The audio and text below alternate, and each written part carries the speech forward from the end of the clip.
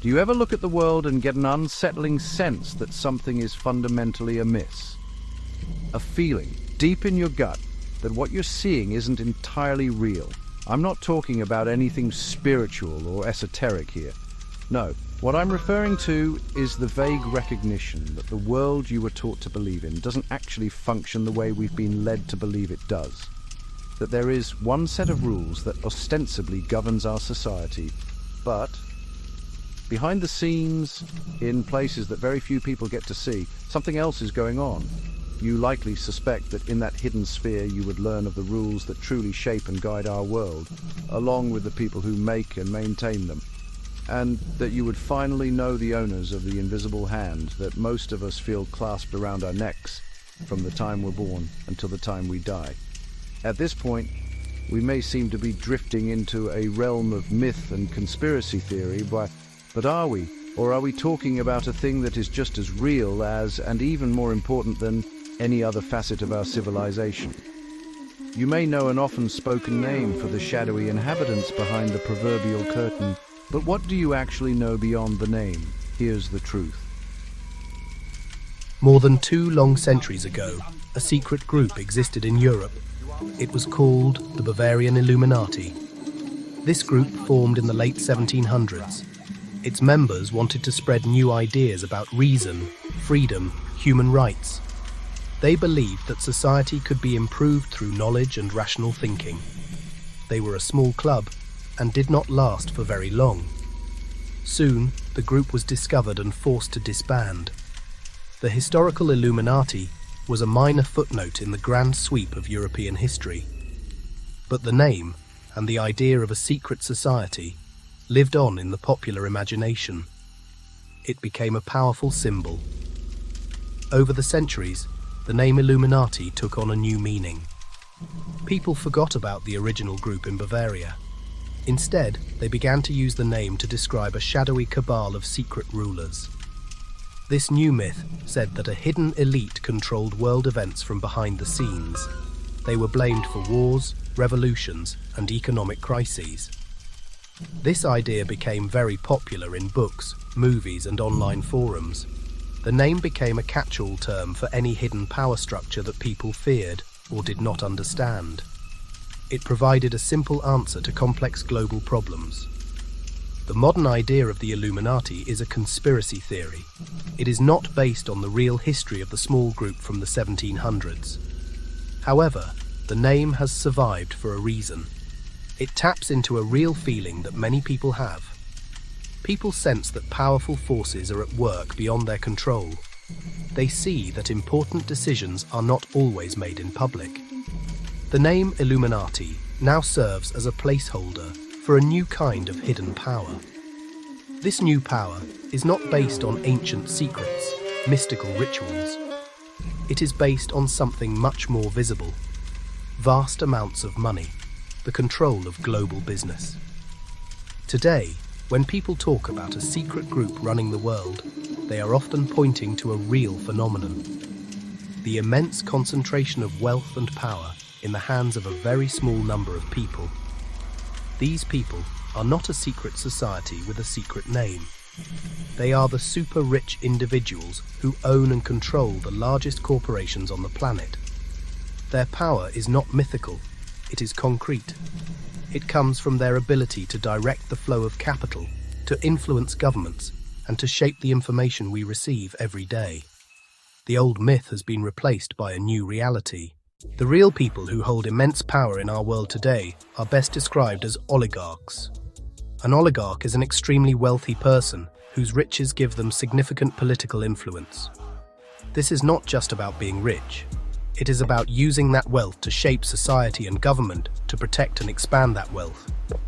These individuals are not kings. They are not elected presidents. Their power comes from their economic dominance. They sit at the top of a global system that funnels resources and profits into their hands. They are the modern equivalent of the aristocrats and nobles of past eras. These oligarchs operate across the key sectors that form the backbone of the global economy. They own or control the companies that shape nearly every aspect of our modern lives. Think about the most important industries: finance, which moves the world's money, energy, which powers our homes and transport, technology, which controls our data and communication, defense, pharmaceuticals, minerals, telecommunications. These sectors are not separate islands. They are deeply interconnected, forming a dense web of control that spans the entire globe and touches everyone. The power of these oligarchs comes from their ability to operate across multiple industries at the same time. A single wealthy family or investment group might have major stakes in a large bank, an oil company, a tech firm. This allows them to coordinate strategies and influence events on a massive scale. For example, a bank they control can provide loans to an energy company they also control. A tech firm they own can gather data that benefits their other businesses. This cross-sector control gives them an incredible advantage. It allows them to see the big picture and to move pieces on the board in ways that others cannot. This concentration of control is the defining feature of the modern global economy. It means that decisions affecting billions of people are often made by a tiny, unelected group. These decisions determine what kind of energy we use, what medicines are available, and what news we see. In 1961, as he was leaving office, United States President Dwight D. Eisenhower gave a famous farewell address.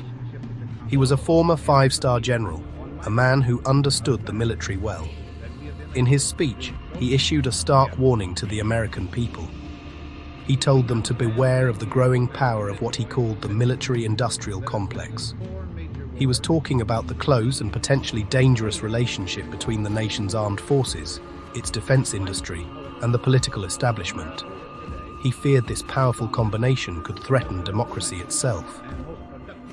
Eisenhower saw that huge defense corporations, funded by massive government spending, were becoming a powerful force in their own right. He worried that these companies would push for policies that benefited them, such as higher military budgets and a more aggressive foreign policy, regardless of the nation's true needs. He warned that public policy could become the captive of a technological and business elite. His warning was incredibly insightful. It was one of the first times a major public figure pointed to the danger of corporate power influencing the state from within. What Eisenhower did not say explicitly, but what is the crucial next step, is that behind these large corporations stand the people who own and control them. A corporation is a legal structure, a piece of paper. It does not have interests of its own. Its interests are the interests of its major shareholders, its board of directors, and its top executives. These are the oligarchs. They are the ones who truly benefit from the massive government contracts and the favorable policies. The corporation acts as a kind of shield or a veil that hides the real individuals who are pulling the strings and reaping the rewards. This is a key part of how the system works. The public is encouraged to focus on the corporation as the actor. We talk about what a certain company did or what a certain industry wants. But this language hides the human agents behind the corporate facade. It is not the defense industry that wants a bigger military budget. It is the network of wealthy owners and executives who stand to profit from it. The corporation provides a convenient and impersonal public face.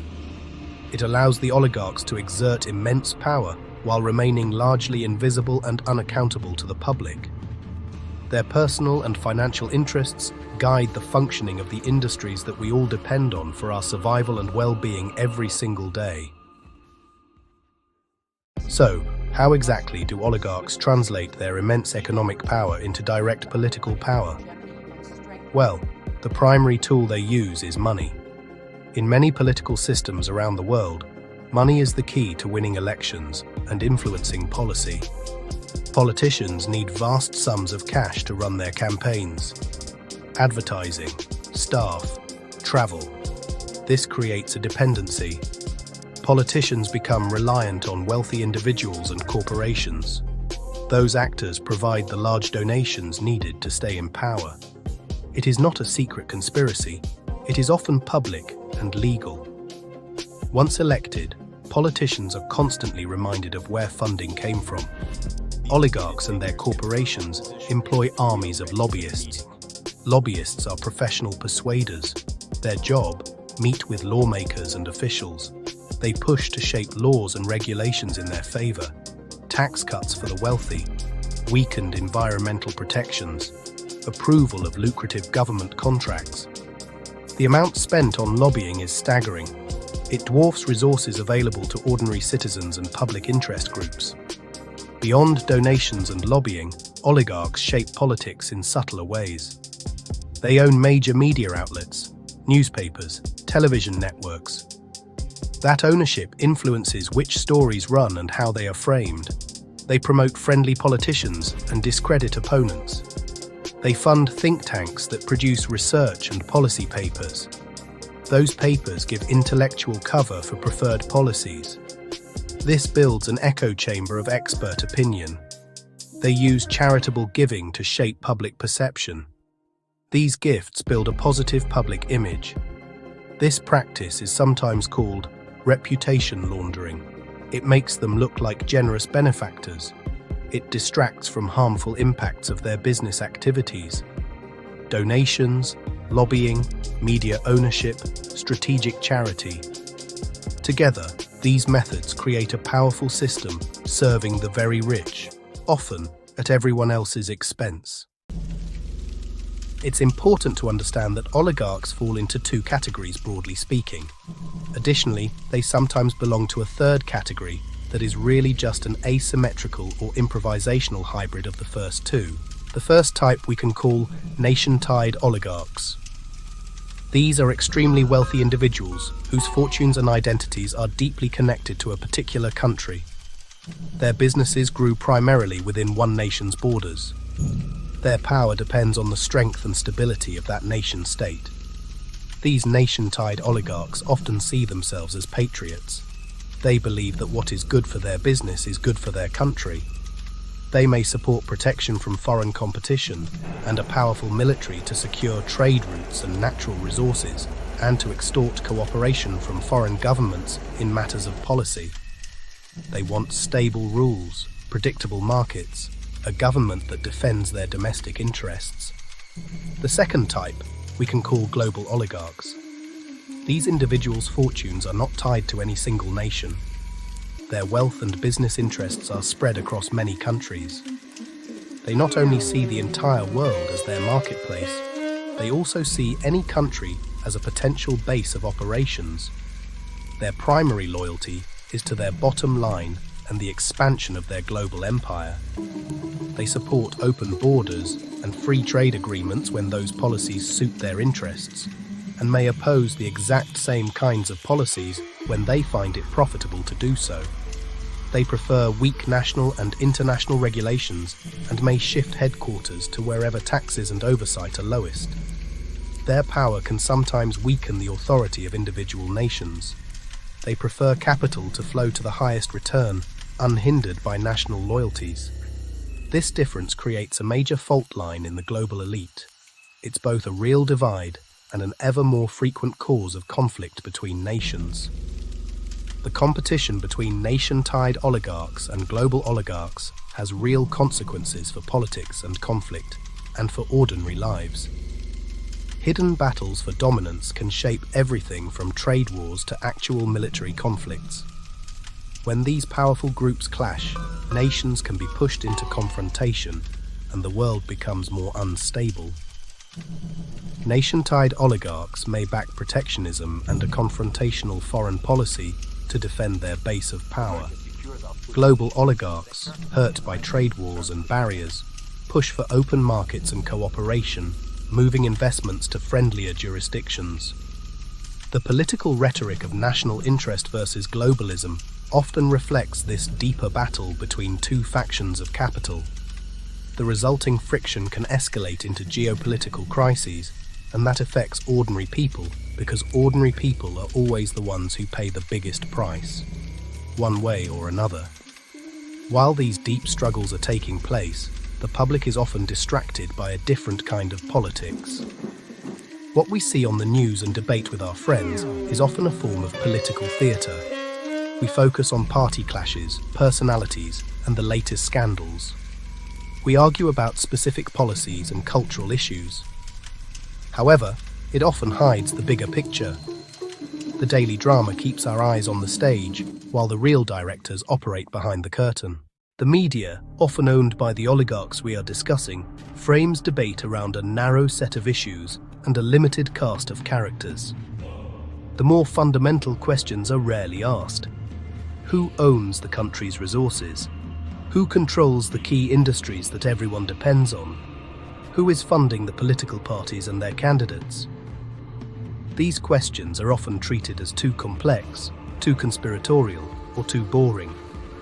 So, the public show goes on. Real decision-making happens in private. Corporate boardrooms, exclusive clubs, private meetings between billionaires and top politicians. Here, strategy is decided. Deals are made that set the economy's direction for years. The rules are written to ensure wealth flows upward into the hands of the few. Political theatre creates an illusion of vibrant democracy, while the most important choices are made elsewhere. This system extracts resources and wealth from the many and concentrates them with the few. Some have called it an extraction engine.